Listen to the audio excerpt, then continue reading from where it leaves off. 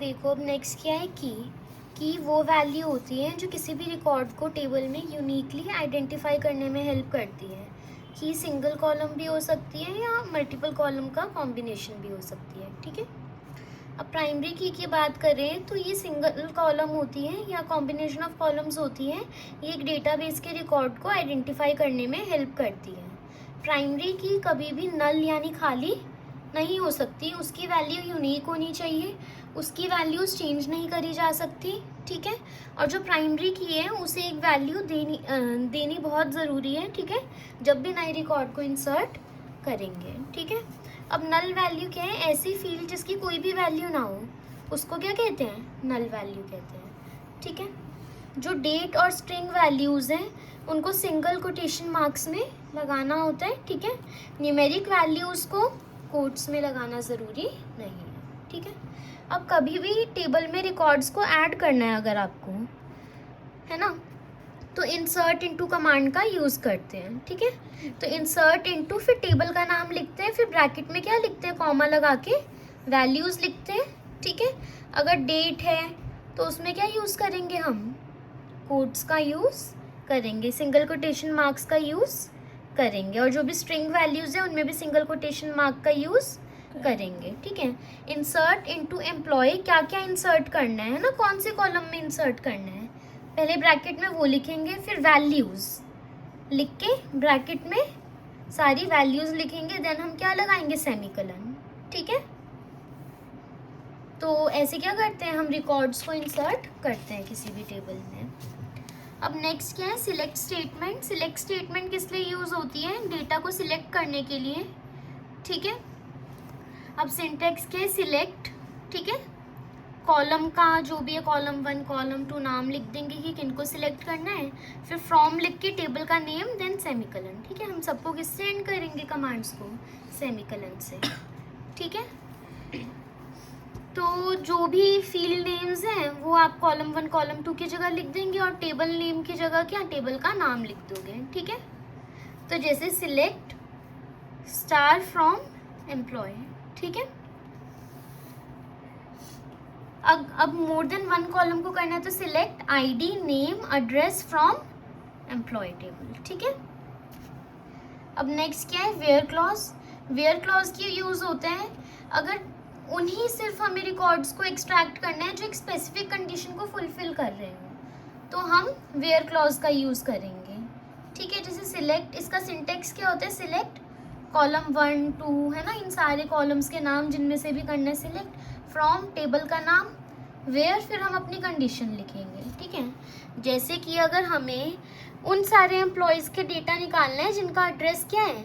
मुंबई, तो हम क्या करेंगे? सिलेक्ट नेम, है ना, हमें उनका नेम चाहिए तो नेम, फ्रॉम टेबल का नाम क्या है? Employee, where address is equal to Mumbai, semicolon. ठीक है, अब मुंबई एक स्ट्रिंग है तो उसको हमने कोटेशन मार्क्स में लिखा है ना, सिंगल कोटेशन मार्क्स में। तो यही एक और एग्जाम्पल दे रखा है। ठीक है, तो इसके बाद क्या है? ऑर्डर बाय क्लॉज है। ठीक है, अब ऑर्डर बाय क्लॉज क्या करते हैं? डेटा रोज को असेंडिंग या डिसेंडिंग ऑर्डर में क्या कर देते हैं? सॉर्ट कर देते हैं। ठीक है, अब ये कंजंक्शन की तरह यूज होता है सिलेक्ट क्वेरी के साथ, जैसे select column 1 column 2 and so on from table, table name. ठीक है, ऑर्डर बाय, फिर हम कॉलम्स के नाम लिख देंगे, फिर लिख देंगे असेंडिंग या डिसेंडिंग, असेंडिंग के लिए ASC, डिसेंडिंग के लिए DESC। ठीक है, तो सपोज हमें एक लिस्ट चाहिए, ठीक है, जिसमें जेंडर फील्ड का रिजल्ट चाहिए हमें। ठीक है, तो select star from employ, order by gender. ठीक है, अब वहीं अगर हमें डिसेंडिंग में करना है ना किसी चीज़ को सॉर्ट, तो बाय जेंडर डिसेंडिंग। ठीक है, तो ऐसे हम क्या करते हैं?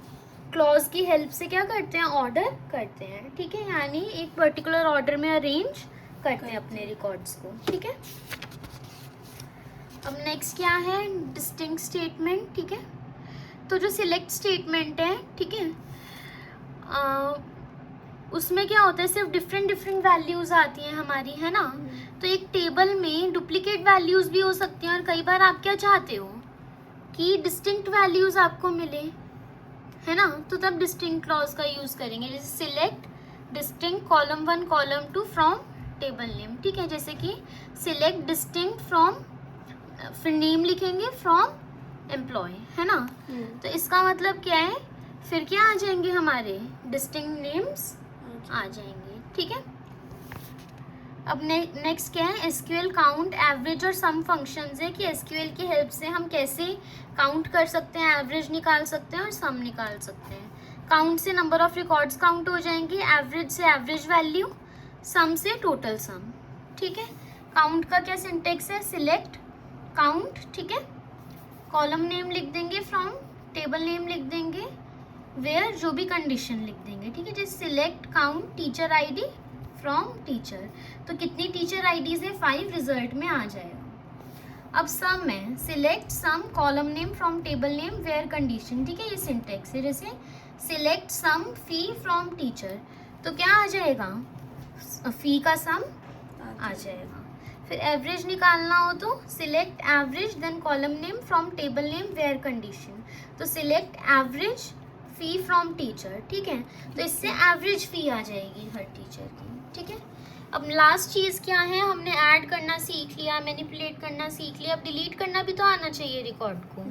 तो डिलीट स्टेटमेंट का यूज़ करेंगे, delete from table name where name is equal to Mohan, यानी उस फील्ड को डिलीट कर देंगे जहाँ पे नाम क्या है, मोहन है, ठीक है। तो 1 रो इफेक्ट, इससे ऑब्वियसली 1 रो ही इफेक्ट होगी, जिसमें मोहन नाम था वो पूरी रो डिलीट हो जाएगी, okay. So this was all about SQL. यहाँ पे हमारा चैप्टर खत्म होता है।